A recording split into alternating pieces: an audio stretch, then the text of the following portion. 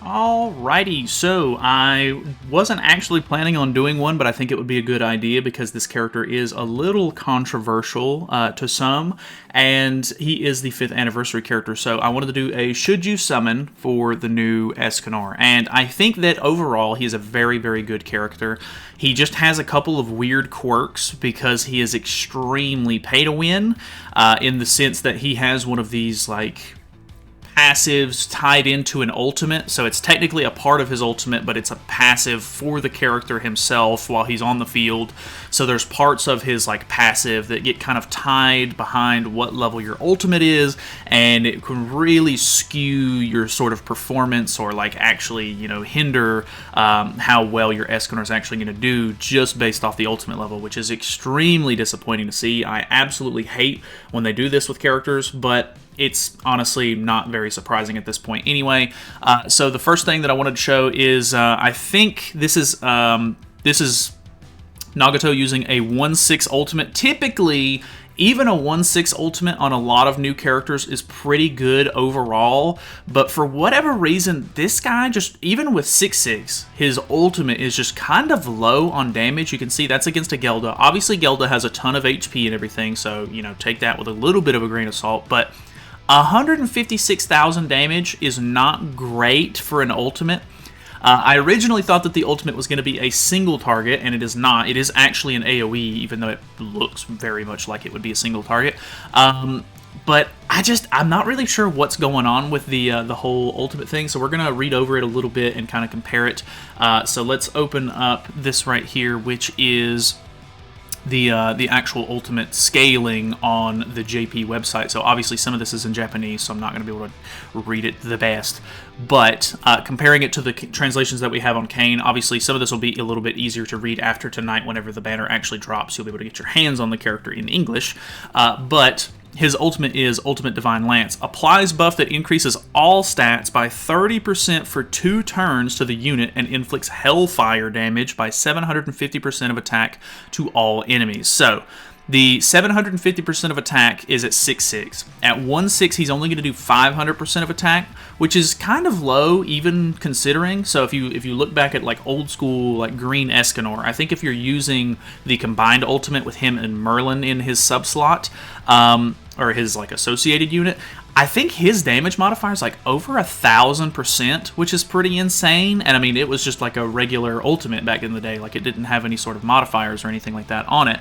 And this one is even ignoring 80% of defense-related stats, and it's still not hitting very hard for some reason. So I'm not really sure what the whole thing is there. If you have, if you got some gameplay experience with him, let me know. But either way, the buff that gives you 30% all stats, I'm pretty sure is this very top one. So at 1/6, it's only going to give you 5% all stats. That's very reminiscent of the Chaos Arthur that came out. I'm pretty sure his is only a 5% all stats increase at 1/6. And then the big thing is this part right here. When the unit is in battle, for 100% of the damage dealt to the enemy with Shining Flare, which is his AoE card, has Shining Flare on it, incinerate the enemy's HP and apply Unquenchable Flame to the enemy that reached the max limit of Incinerate effect. Also, at the unit's death, apply Bursting Sun to all enemies. So the thing here is Incinerate doesn't play very well with a 1/6 ultimate. So you can see at the start of the battle, Incinerate at max HP of 30%.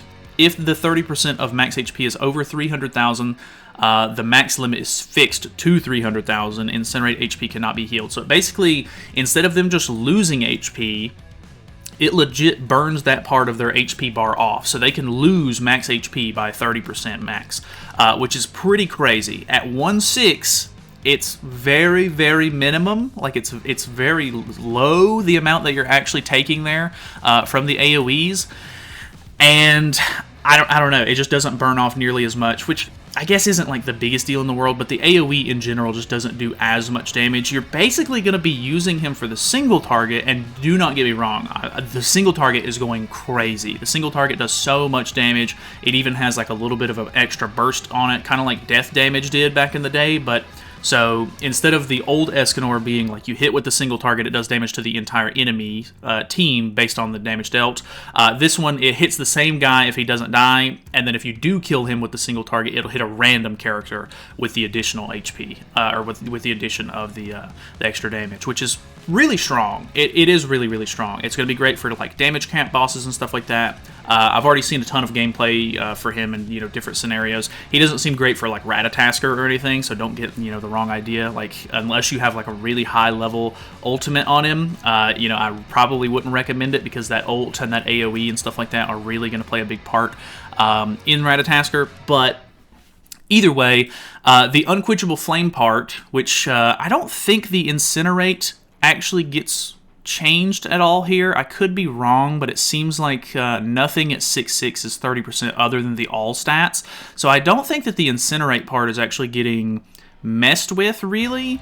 But I think it's actually, yeah, so it's this 100% damage dealt, if I'm not mistaken. So when the unit is in battle for 100% of the damage dealt to the enemy with Shining Flare, I think that's what this part right here is. So at 5/6 and 6/6, it's 100%, but at 1/6, it's only 30% of the damage dealt. So that is going to equate to how much you're actually burning off of the enemy's HP bar. So a lot lower at, at 1/6, 2/6, it's only 30%. 3 and 4/6 is 60%, and then at 5 and 6/6 it is 100%. So that is kind of a big problem. Like that's a big part of the kit. Obviously the AoE is not going to do what you're wanting it to do at lower ult levels, at least not nearly as quickly. So do take that into consideration. The Unquenchable Flame part is plus 50% damage taken from skills with Shining Flare. So that's not that bad. This, I don't think it's changed at all, if I'm not mistaken. So this is 50%. There's no 50% on the board right here except for this bottom one. And I think that is the Bursting Sun part. So Bursting Sun is the big part where if you die, like if your Escanor gets killed off, he will actually deal damage to the enemy team. And at 1/6, it does 0 damage. It doesn't do anything to the enemy team, which is crazy, the scaling on that. But Bursting Sun is decreased damage by 40% at the end of the turn, takes extra damage by 50% of the remaining HP. So if they kill your Escanor turn 1 and you're 6/6, they immediately start, like your turn starts, and they have 50% of their HP left, which is wild. Like that is so strong. So I mean, don't get me wrong, he's not a bad character, but you kind of have to have high ult levels for you to get the entire picture. You're going to be missing a few puzzle pieces here if you don't have him, with a high ult level, which is really disappointing. It's not surprising. They do this from time to time with like these crazy characters and everything. But the fact that at 1/6 you don't get any Bursting Sun damage is crazy. So you basically want to have him, I would say at least 2/6, but you would probably want to go even higher to maybe even 4/6. To really get extra, bits out of the passive and everything like that. So 2/6 and 3/6, he does 30% of the enemy's max HP. 4/6 and 5/6 is 40%, and then at 6/6 it's 50%. So that's quite a lot to scale. I'm not a big fan of that. It's crazy how different it is from like a 1/6 to a 6/6 character. Other than that, I mean, if you can get past some of that, like maybe you guys are planning on, spending a ton of diamonds, who knows, maybe you'll just get really lucky. I hope you do. We're doing summons later on tonight whenever the banner drops. I'm hoping to go 2 rotations. We'll see how everything kind of goes, but I guess at the very least I would get him 2/6 if I do that. But the banner itself is really good. There's a lot of really good like seasonal unfeatures on here that you might not have, so that would be really good for box CC and everything. The festival lineup is really good. Obviously you have Escanor rated up at 0.25, which isn't very high, but it is what it is. UR Meliodas is on here, which is great. This is the first banner that has 2 UR characters on it, so that's really good value in general. This Melly's crazy. This Light Liz is really nice to have dupes on, so that'll be very helpful. Demon King is still pretty relevant in the game right now, so having him, and especially with his higher ult levels, his ult actually is really good. Hell is pretty relevant right now with the unknown teams kind of getting their collab support recently. Mael is pretty good. I'm not too sure exactly when they're doing any more goddess support, but pulling him is nice. He's very helpful for Nidhogg. I would love to have an extra copy or 2 of him. But they also did have Lightbond on here and the older Ultimate Escanor as well. So you might end up getting baited a little bit and pulling the wrong Escanor, so that'll be a little bit unfortunate, but value of the banner actually really good. So Do be aware that there is some concerns. I'm pretty sure they did already buff the character a little bit. I'm not 100% sure what they did to him. Let me see if I can find that really quickly. Okay, so apparently I couldn't find where it was, but I knew Sora had made a video on it. But apparently it wasn't even a big deal because only the KR version was like misprinted or something like that, where they didn't have the correct way of his skills doing what they were supposed to do. The JP side of things already had them good, and I assume they'll come out just fine on global. So I wouldn't even have to worry about any of that. But yeah, either way, I say that it is definitely a good banner to summon for. Escanor fits into the human team and the Sins team. I think the Sins team is going to be really, really strong. Obviously, you can run Meliodas and Escanor together, and if you pulled for the UR Gother, all three of those characters are going to make for some really crazy CC. I think overall the character is going to be really, really nice to have, and he has a Grace. That is another part. You probably want to have him 6/6, I guess, if you want to get the max usage out of him as a link for his Grace.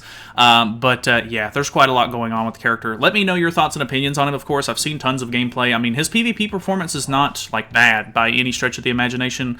You know, it just depends on how you're planning on using him and stuff like that. I definitely want to get my hands on him and play with him, you know, a bit myself. So, thank you guys so much for watching. Hopefully you guys enjoyed it. I would say, conclusion is, it's worth summoning. He's a good character. Like, don't get me wrong. He's not, like, even with the quirks that he has on him, like, if you don't get him super, super high ult levels, that single target is still going to go crazy. So, you know, that might be worth summoning on its own, because it really is super good. So, I would recommend summoning. Good banner, good character, overall. Thanks for watching. I'll see you guys later.